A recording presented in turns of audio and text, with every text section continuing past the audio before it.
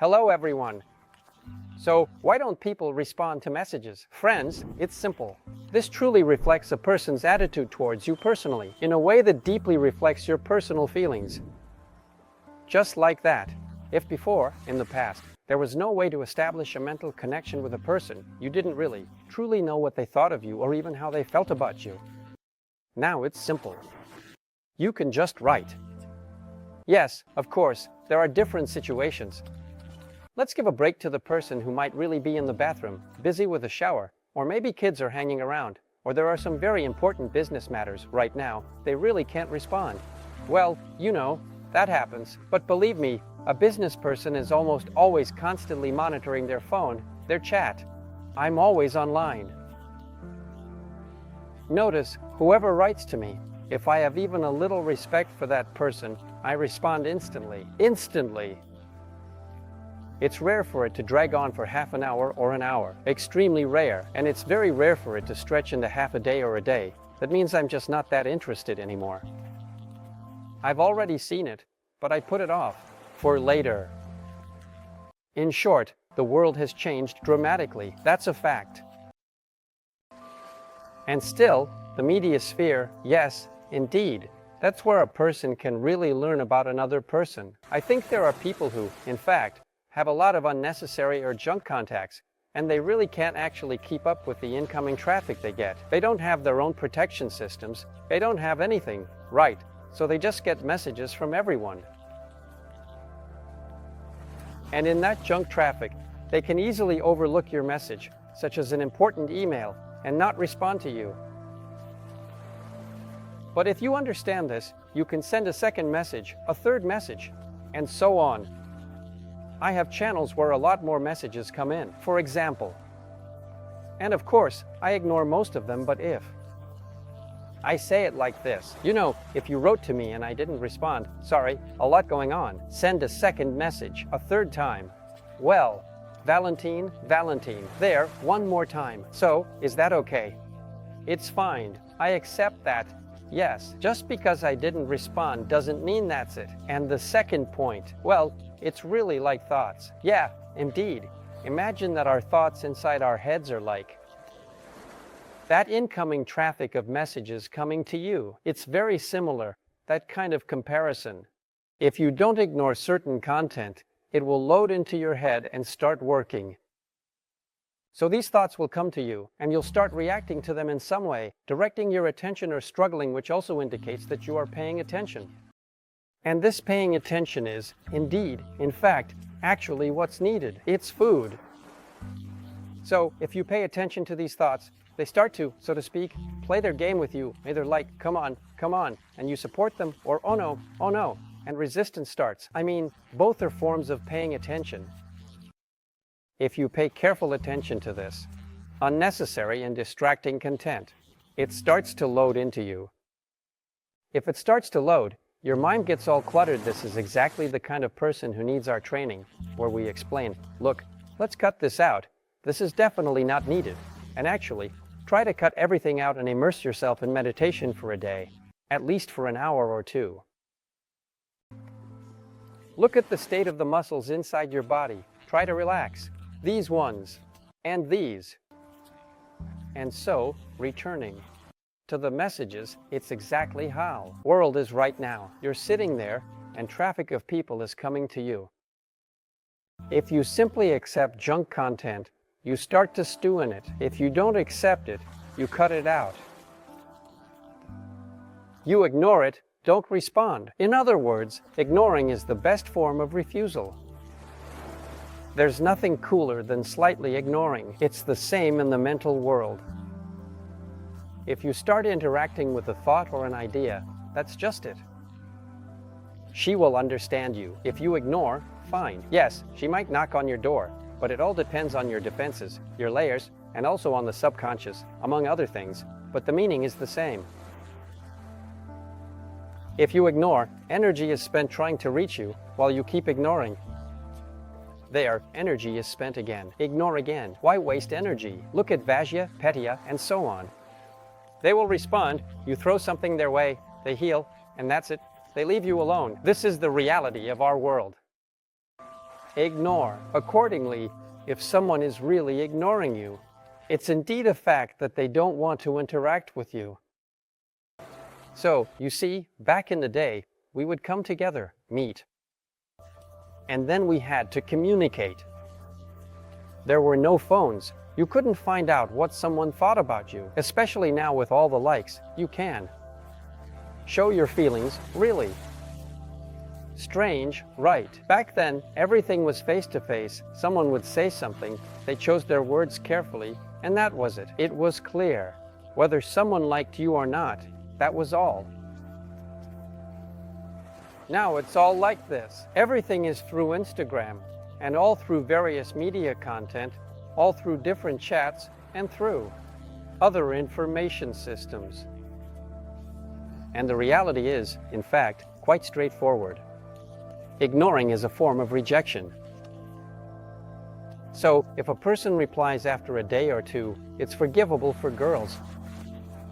Okay, they can linger and create a wave of anticipation. Okay, it's forgivable for them. Beautiful. The rest, friends, really, in my opinion, it's just absolutely, undoubtedly, it's just rejection, a very specific, like, the harshest rejection there can be. Direct, just like that, not really interesting. It's all good. It's the reality of our world, and I'm the same way. When I really see that it's just not interesting, I start to ignore. What can you do? If you start arguing, it's a waste of energy. If you start explaining something, it's a waste of energy too. These days, people aren't ready to discuss, change their worldview, or listen to anything. Everyone actually already has rigid ideas about everything, and those who are learning, they deserve special respect. Guys, you're engaged in self-development. You're moving exactly in the direction I'm talking about. You definitely need to work your brain. You definitely need to turn on your brain. You definitely need to think. And to think, there has to be space. To create that space, you need to meditate. When you completely cut off everything, all ideas and thoughts and feelings, all ideas, good, bad, cool, not cool, emotions, sensations, absolutely everything. And then you come to your true self, to the fact that you have your own space, your own truth, your own spirit, your own subtle inner expression of yourself, and understanding and realization and awareness and acceptance and recognition and insight and perception and comprehension. And if you don't feel good with yourself inside, and you're running off in search of a great time, to have a blast somewhere,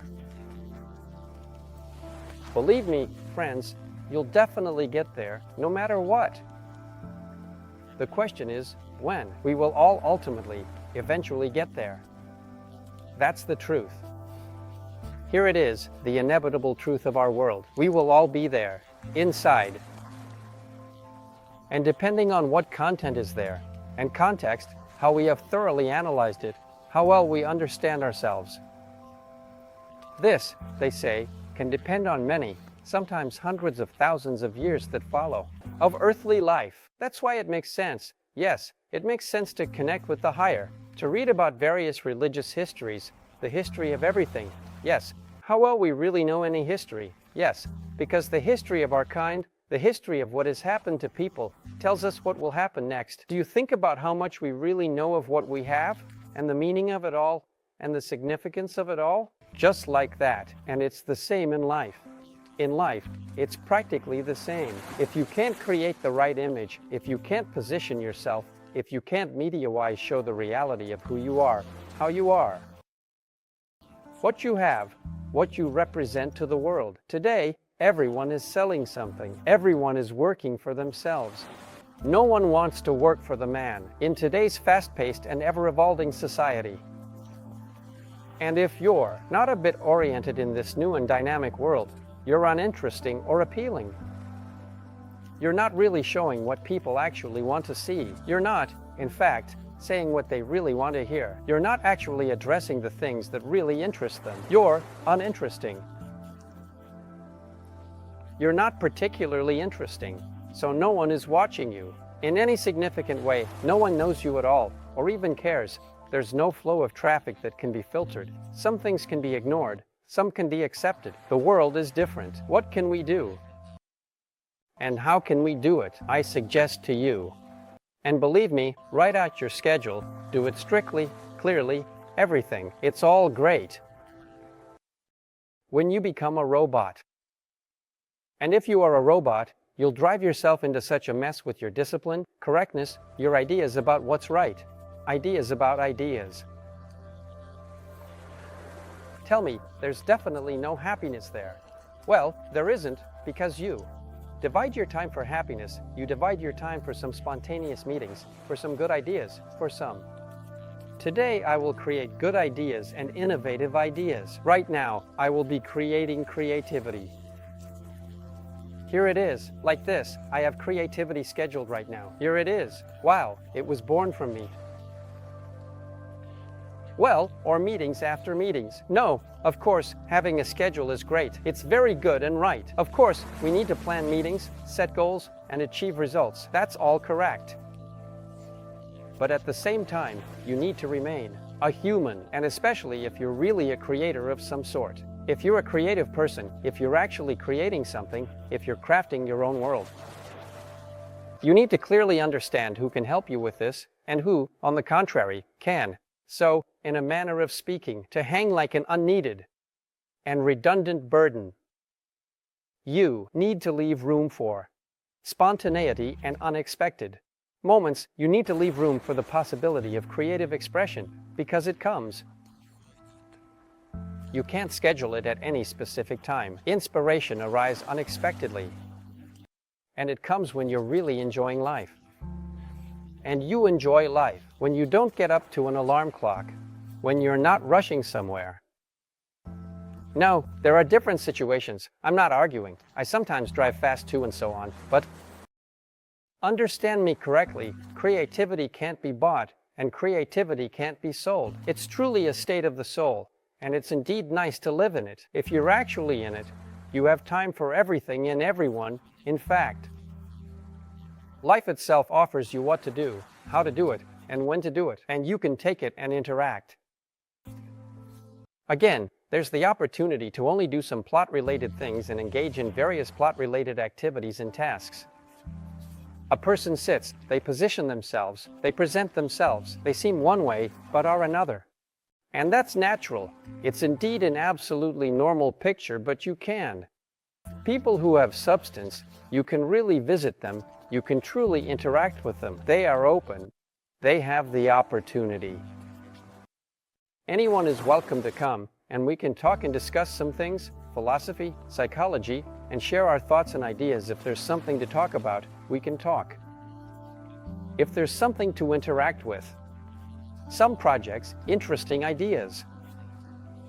Why not? Why not break this down? There are other people who only harshly show a certain side, and you can't just approach them like that. They will start loading you with the fact that they actually have things to do right now. They can't meet because their schedule is very tight, and everything is booked up, right up to, what do you think? I'm not busy. Come on, friends. I'm overloaded. But you will never hear me complain to anyone that I have a lot to do, that I have a schedule, that I can't interact. What I can say is, listen, friend, I'm just not interested at all. All right, by in any other scenario, I would say yes. When exactly can I? And most of the time I say, yes, let's do it now. Interesting, let's do it now. Let's go. Where are you? And when I start to see that the person is responding to me, I'm like, listen, what's up with that? And actually, what's the question? Give me the full, comprehensive, and detailed rundown of your project. I think, wow, so you see how interesting the world is made. So basically, yeah, I'm needed by someone. They write to me and say, listen, I'm interested, let's meet. I say, okay, let's do it. I ask, when? Well, tomorrow, today. Let's go. He says, oh, but I'm booked up for the week. So I realized that my schedule is actually booked 6 months in advance. I mean, if we're being serious, I have plans laid out for 6 months ahead. It's very clearly mapped out what's going to happen and how. And if we're being even more serious, I have a year and a 5-year plan. So I really understand how I'm going to move forward. There are very clear instructions. I know what will change, what I'll be doing, and where the projects I've launched will grow. I have a huge number of projects and just no time. And what I tell the person is, yeah, sure, come over, okay. This is, of course, incredible luck. In response, I hear that the person is booked up for the week. I understand. I see the approximate budget for everything that this person is working on. Tears if you remember, friends, those moments, the times when there were no phones. Can you imagine? My childhood and youth were without phones, and we couldn't just, not even send messages, but basically inform each other at all. You had to go somewhere to catch them. You know where the person is, and you start taking actions to connect, to interact. Now the world is different. Friends, the world has really changed in my lifetime. I see that the main action is happening on social media. People don't communicate as much in the real world. They learn a lot more about each other from the media. In some areas where we see that a person can present themselves however they want, in various ways. The fact is, it's unknown what's really there. We see a lot of vivid and bright pictures. We see that people can use filters and present themselves in a way that makes them look like beauty queens. Well, at least, yes, and appealing. But in the end, we see that it's pretty empty. And in general, this emptiness, this beautiful picture that we often see and admire, but when you look closer, it's hollow and devoid of real meaning, has become so common and natural in our everyday lives that when you meet someone who actually does something meaningful and impactful, who genuinely contributes, who has at least some real and genuine substance inside, not merely empty rhetoric or hollow promises, it's with such unwavering and absolute confidence, 100%. You start to interact and see that in reality, it's a completely different picture. Totally, completely.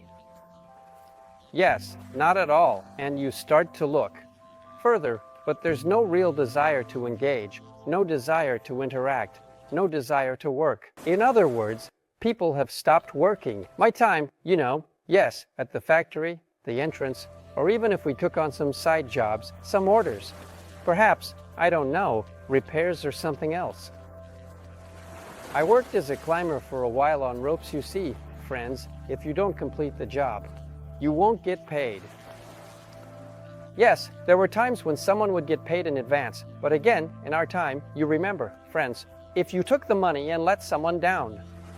Especially with people who have money, it's risky and dangerous, starting with just getting hit in the head, and ending with being thrown in jail or even worse, potentially facing severe consequences. Now, just look at the world. People openly and brazenly say one thing: take the money, do nothing, or do the bare minimum, showing some kind of work. But in reality, they know it's a complete and utter nonsense.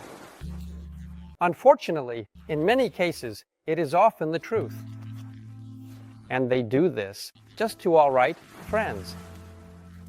Meditate with us, come to our retreats, where I'll share maybe a bit more of our cool ideas and insights about the world, the nature of our mind, and consciousness itself, what we can do to transform ourselves and indeed change the world around us. Buy into all of our courses. I'm waiting eagerly for each one of you. Light and love and experiences from our journeys around this vast globe.